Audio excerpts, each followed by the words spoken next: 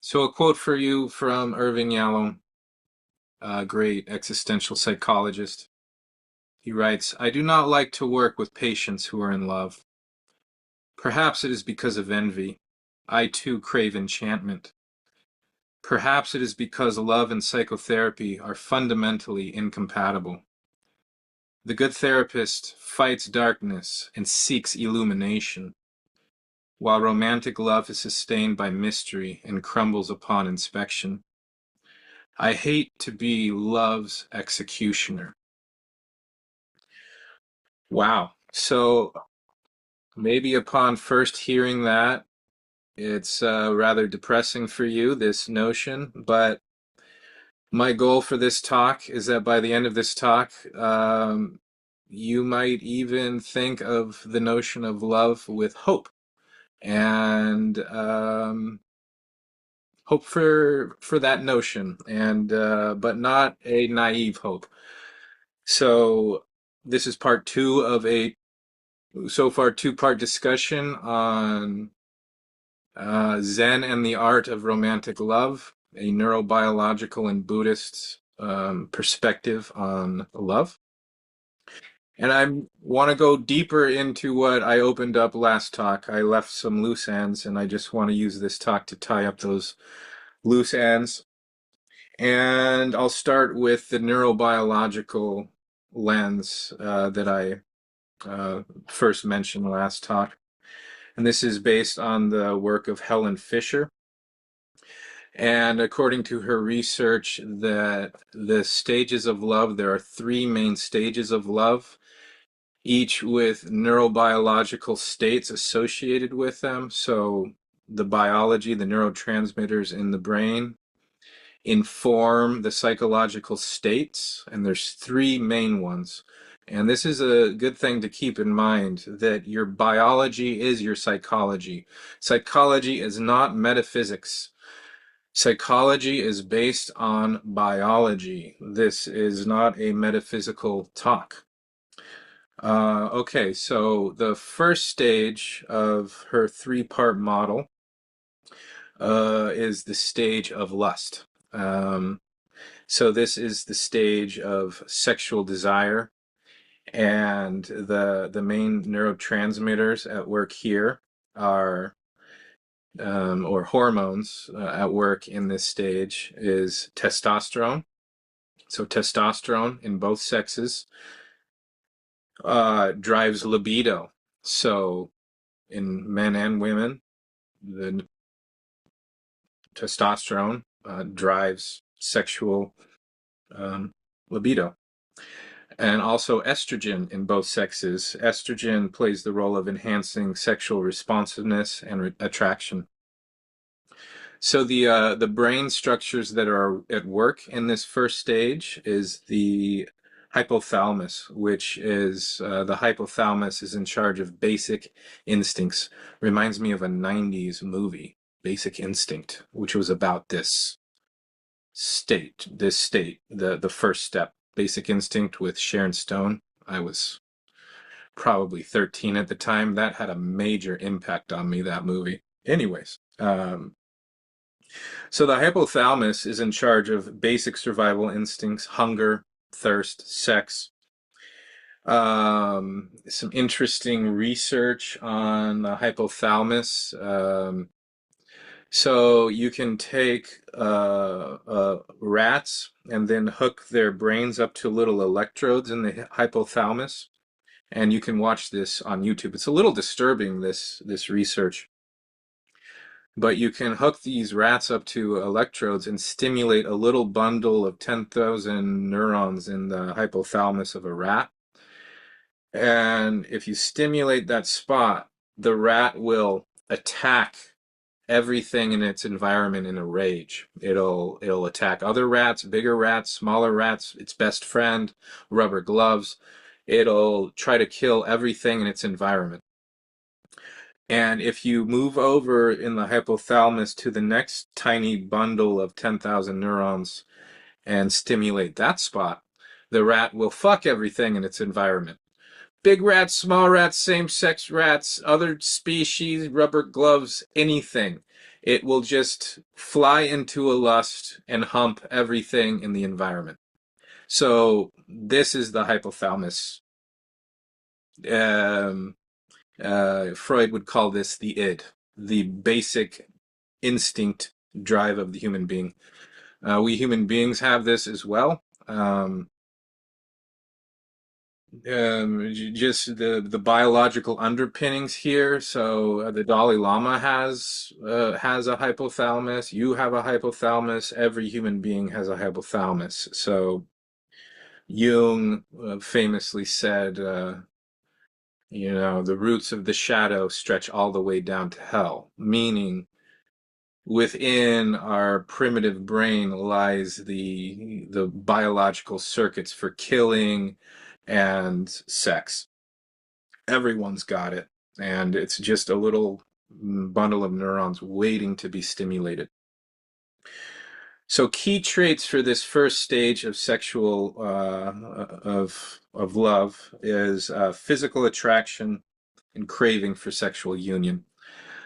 So think of, first date where you don't really know each other that well, or second date and there's a lot of sexual chemistry, and this is before the infatuation creeps in. So this is just two strangers meeting, and it's like it's sex without much of the heart involved quite yet. um Many people, consciously or unconsciously, like to stay at this first stage. I've done quite a bit of traveling, and you meet these characters out there traveling. Well, one comes to mind. Maybe he's watching this right now. Italian buddy of mine, and uh, well, anyways, I was in Brazil, and I had already moved on to stage two with a new lover, and I'll get to stage two later. And my Italian buddy gave me some advice. He said, Brent, catch planes, not feelings. Meaning, um, what he was saying was stay at stage one before you move to stage two. And if you start moving to stage two, just catch a plane and then start all over again. So that's one way to live. Um, So, anyways, moving on to stage two. Stage two is known as attraction or the infatuation or romantic obsession. And this is what Yalom was just talking about in his Love's Executioner quote. He's really talking about stage two when he's referring to romantic love.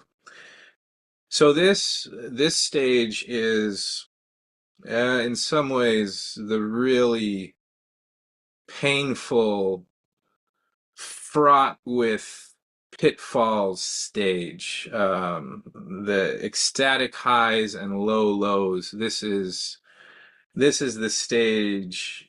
Stage two is where maybe the best pop songs have been written about, and the best romantic novels.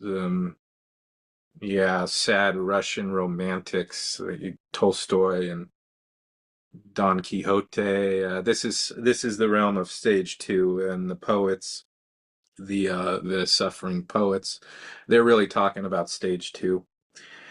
In stage two, this is when the sexual attraction moves into infatuation. This is where the heart starts to get involved, and the brain starts doing wild things in this state, and from fMRI imaging studies. So the main neurotransmitters that are active in this stage are dopamine. There's an intense increase in dopamine, which the neurotransmitter dopamine is all about reward, pleasure, and motivation. Dopamine is not about getting something. Dopamine is about pursuing something. It's the pursuit. When dopamine is high, the pursuit for reward goes way up. In fact, they've done studies on rats where they block dopamine either with drugs or surgery. And if a rat has no dopamine, that you can put a piece of food in front of a rat, and the rat can be starving and will even starve to death and doesn't have the motivation to reach out and eat the food. So this is dopamine. Dopamine drives our behavior. Another neurotransmitter very active during stage 2 is neuroepinephrine. Neuroepinephrine is about excitement, energy. It's adrenaline. So you might have experienced this if you've found yourself in stage 2, just decreased need for sleep, uh, just wired, thinking incessantly about the beloved, um, prolonged norepinephrine relates to higher cortisol levels. And another neurotransmitter really involved in stage 2, and this is a very interesting piece, is serotonin drops significantly, 40%. And when serotonin drops, it leads to to symptomology very similar to obsessive compulsive disorder, meaning intrusive thoughts that tend to loop again and again and again and again. And like last talk, it's the poet with the flower. She loves me not. She loves me, she loves me not. And endless thinking about the beloved. Where is she or he? What is he doing? Is he thinking about me? He's probably not thinking about me, but maybe he is. Blah, blah, blah. These intrusive thoughts that are just going around and around and around and in a merry-go-round. So key traits are euphoria, intense focus on the beloved, intrusive thinking and emotional dependency, idealization and irrational judgment due to low serotonin. And here's the humbling part about stage 2. So, brains of people in stage 2 of love look remarkably similar to cocaine addicts and people with obsessive compulsive disorder. So, that is sobering. It's sobering, but it's not a sober state. So, if you should find yourself in stage 2, just know that you're viewing the world through the eyes of a cocaine addict with obsessive compulsive disorder, and that should, you know, one should be aware of this. One of the reasons I'm really excited to share this is to normalize it. This is a normal human experience. People who find themselves in stage 2 have a lot of shame about it. They think they're going crazy. And in some ways they are. But every human who has ever been in love and in stage 2 goes through this stage. And just having this intellectual understanding of it can really help with the shame, and it can really help bring a little neocortex into the equation. Neocortex is the part of the brain involved with, say, Buddhist mindfulness practice. It's, in more of a Freudian map, it'd be like there's more ego and super ego around to modulate the intensity of the id. Yeah. And anyway, so let's move on to so stage 2, it's a biggie, and I'm going to be coming back to this. But stage 3 is almost, if you will, the reward one gets for making it through the maelstrom that is stage 2. And stage 3 is attachment, the good kind of attachment, secure attachment in Western psychological um, map. Last talk I talked about the Buddhist notion of attachment as being the source of suffering. I'm talking about attachment now in the Western psychological model.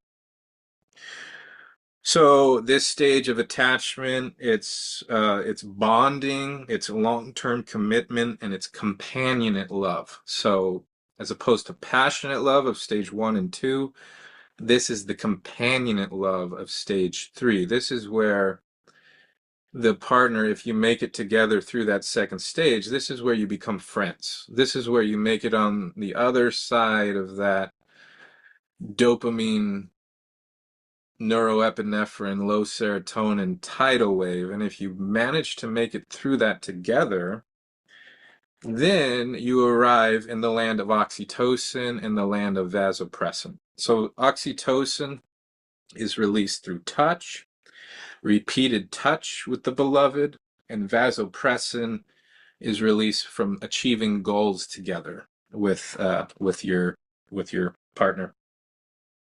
Physical touch, sex, cuddling, it strengthens the pair bonds. Vasopressin is involved in long-term commitment and achieving goals. Endorphins switch from the neuroepinephrine to the natural opioids of comfort and stability. And the dominant brain region shifts to executive functioning, which is the neocortex. And neocortex is all about modulating emotions and thinking about the future and long-term goals and having even a relationship with your future self and each other. Key traits: deep emotional bonds, trust, mutual dependency, calm contentment rather than intense euphoria. Friendship, shared values, emotional safety, cooperation become paramount. And according to the research, the happiest people are people in stage three. And it doesn't really matter so much if you're married or not. It's whether like you consider your partner a good friend or even your best friend. And this is if it all goes well, if you make it through stage one and stage two and arrive at stage three and you happen to have paired up with someone you actually like, that you can build a life with shared values, then you get that reward. After the first talk, someone messaged me and, very rightfully so, said, why can't I just skip stage one and stage two and go right to stage three? Is that possible? And I was like, geez, I don't think so, because according to some research, so stage two has that low serotonin component to it. And some research points that people on SSRIs, which are antidepressants, which selective serotonin reuptake inhibitor. So in the brain, serotonin is released and then it is eventually reuptaked. So there's a squirt of serotonin and the brain will take it back over time, or reuptake the serotonin, and antidepressant medication inhibits the reuptake. So people on antidepressants don't get the dip in the serotonin of stage two, and there's some evidence to suggest that people on antidepressants have a much harder time falling in love for that reason. Because nature needs you to ruminate. There's part of the insanity of the early love that creates the pair bonds. And in some way, it's like you've been through an ordeal together. And so I remember messaging back, oh, you got to pay to play. Sorry, no free lunch. You got to go through stage one and two. Can't just, I don't know, spiritual shortcut it. No matter how Buddhist you are, or no matter how many cups of ayahuasca you drink, you're going through stage one and two if you want to get to stage three. So all sorts of problems arise in relationships with these stage three. One of the major problems is some people are prone to moving through these stages very quickly. Uh, this one's really tough for folks, but some people fall in love really quick, By the second date, they're already on to stage two, and meanwhile, the other person is still at stage one. Um, and so that looks like, on stage two, the person in the low serotonin, high dopamine state is like planning the wedding and just like texting 50 texts in a row, and and then waiting by the phone like a cocaine addict. Oh, are they going to text, like, because that text is going to be that next dopamine hit. And meanwhile the other person is like, oh, sorry, I'm not there yet. I think you're kind of cool, but you're freaking me out, because they're still in stage one. They haven't made it to stage two. So the asymmetry of people being in different stages creates lots of pain, lots of problems. And some people are just wired to just fly through these stages, and they even know that they're doing it, and they still do it. They're like, oh shit, I'm doing stage two again. And hopefully this talk will just help you normalize that a bit if you're one of these peeps. Other people have been very wounded in the past by love. And like I said, like my Italian buddy, catch planes, not feelings. So they've got loads of psychological defenses that will not allow them to make that leap from stage one to stage two. Um, so if you're interested in stage two and stage three, it'd be probably behoove you to spot those people. The modern day term for them is fuckboys. Or yeah, watch out for them if that's not what you want. Or girls, or gender nonconformist, whatever floats your boat. Um, all right, let's move on. So last talk I spoke about the Buddhist model of the Four Noble Truths, attachment being the root of suffering, or clinging. And I want to speak to what, common pitfalls in the ways of Buddhists I see, or people in the spiritual scene. One of the pitfalls they run into here, and that is, in some communities, there's a huge emphasis on not being attached. And if you want to make it to stage three, you got to go through stage one and stage two, meaning you got to be attached as a mofo. If you want a relationship, if you want love, you got to be so attached that there is smoke coming out of your ears, and you're checking your messages like a cocaine addict. And that is very, in psychology, the word would be ego dystonic, meaning it doesn't match my idea of myself. So that's very ego dystonic for Buddhists to be so attached. So the nuance there is, you got to be careful if you're on a spiritual path to not be attached to being attached, right? Because you can be very attached to not being attached. And here we're getting into more of the non-dual tantric, um, Mahayana aspects of the Buddhist path, because in some schools of Buddhism, and you just hearing the neuroscience, you can kind of hear where they're coming from. In some schools of Buddhism, it's like, if you want to get enlightened, you got to take a vow of celibacy, because that is just so fraught. That whole realm, just be a monk, bro, and or nun, and because that is a jungle, and it is a jungle. But other schools, or the path of the householder, it reminds me of the book by Hermann Hesse of Siddhartha. In this great old book, the protagonist Siddhartha meets the Buddha, and has this realization that he's not going to get what he's seeking, his own path to enlightenment, by following the Buddha's monastic model. And he decides he needs to live the path of experience. He needs to love deeply. He needs to live life. He can't renounce it. He's just got to go through life. And, so in the story, he leaves the Buddha and then he starts an apprenticeship with Kamala, who's the royal prostitute. And he learns the ways of love by a master of those arts and begins a whole journey through the world, not by renouncing the world. Uh, so if we bring in this Buddhist existential perspective, um,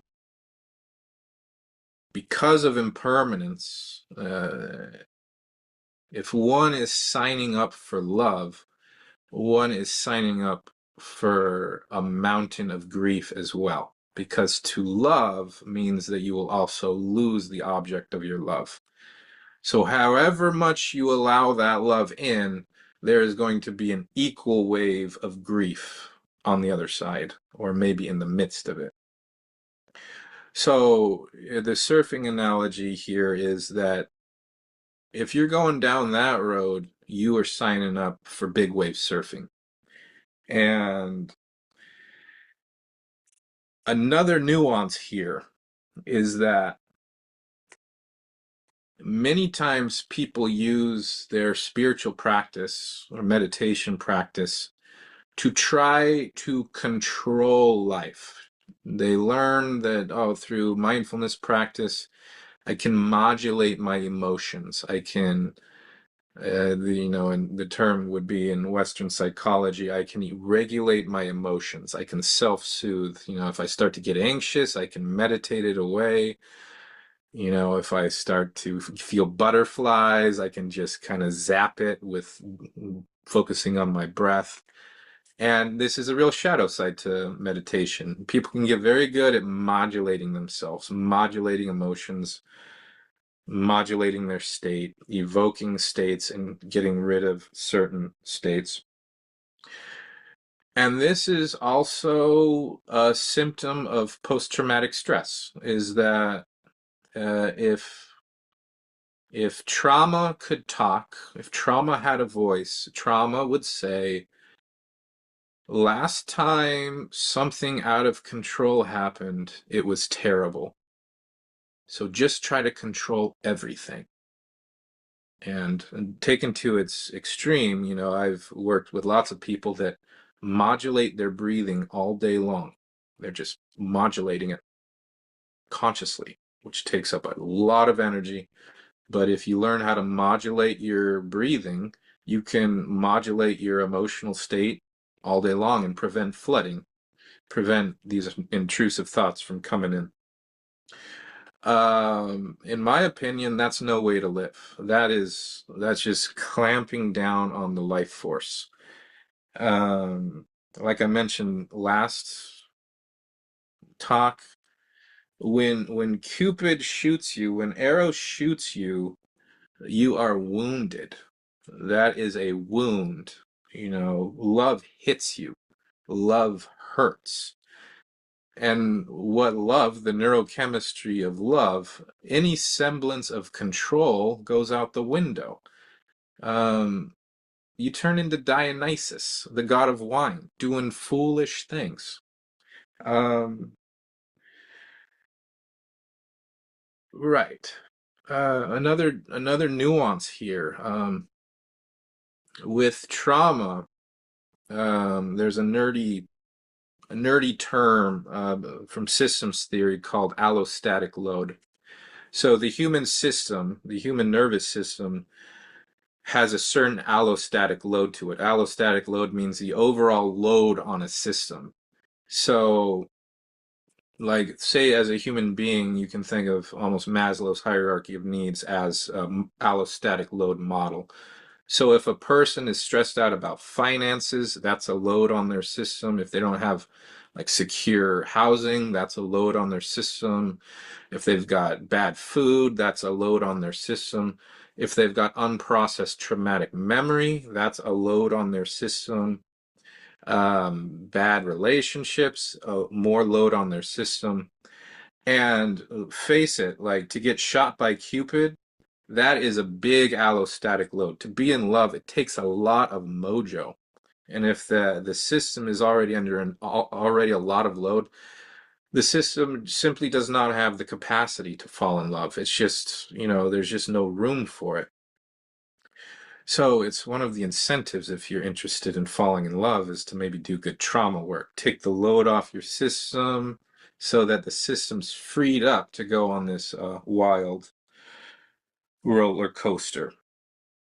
And, in the beginnings of love stage 1 and 2, that puts a lot of allostatic load on the system.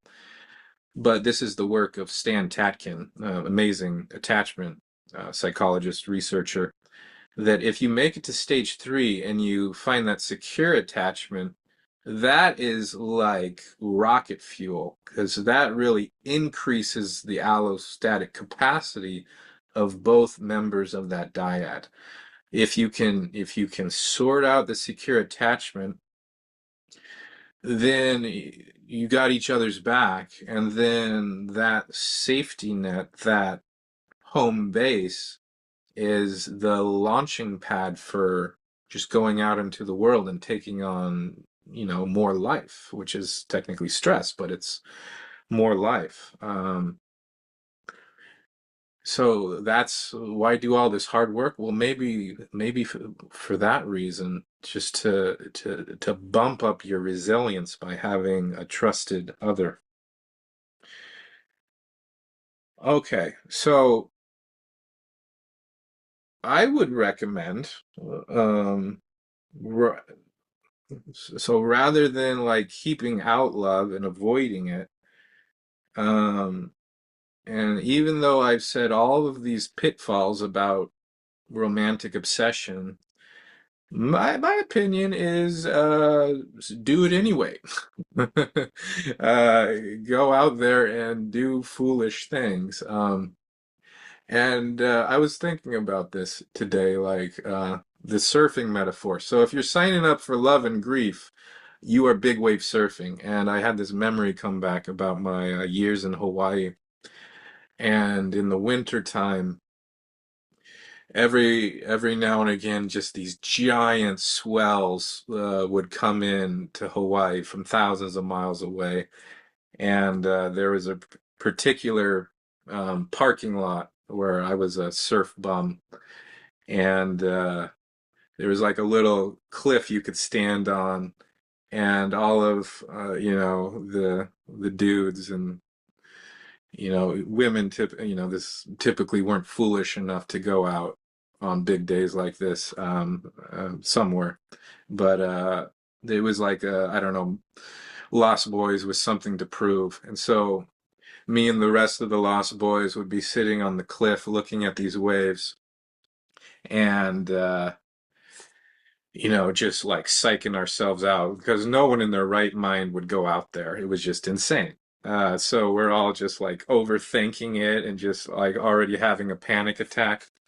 And then this guy comes and his name he was like a combination of a golden retriever with a head injury. So he just had no amygdala, and he would just pull up in the parking lot. He wasn't even that good of a surfer. And he was like, "Hey guys, whoa, look at the waves." And no hesitation, and just out into the maelstrom and just like floundering and having a great time. And then me and the rest of the guys were like, "Oh shit, he went out." And so the rest of us would follow him. And I would just like be hanging out by him, and he's like, "Isn't this great?" And meanwhile, it's just crazy waves. And he's like, "Oh man, this is just so good for my ADD. I just love this." And I'm having a panic attack, and he's just.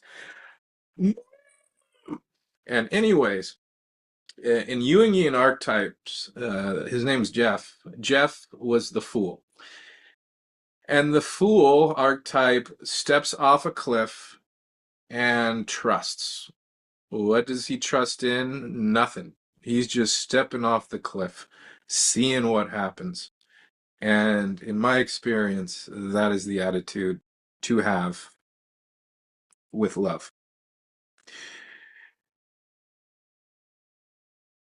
with that orientation too, there's one final nuance I want to give here. That in this comes from somatic psychology and the study of the human nervous system, polyvagal theory, that part of of anxiety and the flight, it's avoidance behavior. So if you've been burned by love and you're running away from heartbreak, that's anxiety. So if heartbreak is this like Pac-Man monster and you're running away from it, then it's anxiety. But there is kind of an Aikido move where you actually start to seek out heartbreak or grief, or like, let me love and lose. Mother Teresa had this interesting quote. She said,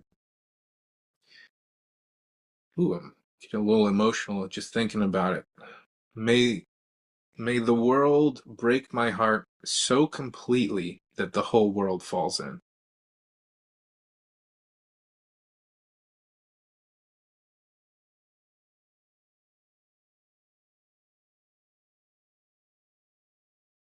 All right, so those are my thoughts on love and loss and what's in between. And please let me know what you think. If you made it this far, thanks for listening. Check out my website, brentmortonmft.com, and I'll be posting these musings from time to time. And let me know if you're watching this on social media. Any comments, send me an email. Happy to have discussions about whatever I talk about here. Take care.